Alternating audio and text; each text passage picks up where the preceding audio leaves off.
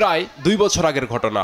ব্রাহ্মণবাড়িয়ার নবীনগর উপজেলার শ্যামগ্রামের নিজ বাড়ি থেকে গরু চুরির ঘটনায় মামলা করেন পরিমল কর্মকার। এতে আসামি করা হয় একই গ্রামের শাহ আলম, খাজা আলমগীর, খান সাহাব ও রিপনকে।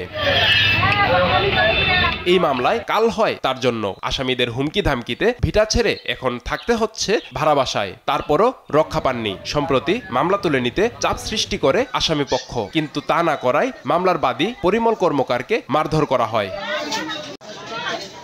গেল 29 জানুয়ারি শ্যামগ্রাম বাজারে নিজ ব্যবসা প্রতিষ্ঠানে অবস্থানকালে হামলার শিকার হন তিনি। অভিযোগ, আসামিরা দেশীয় অস্ত্র নিয়ে হামলা চালিয়ে আহত করেছে তাকে। পরে স্থানীয়রা উদ্ধার করে তার চিকিৎসার ব্যবস্থা করে। বেলা 12টা 30 মিনিটে এরা 4-5 জন আইয়া শাহ আলম, জুয়েল এরা আরো লগে কয়েকজন নিয়ে আইসা আমার উপরে হামলা করে, মারধর করে।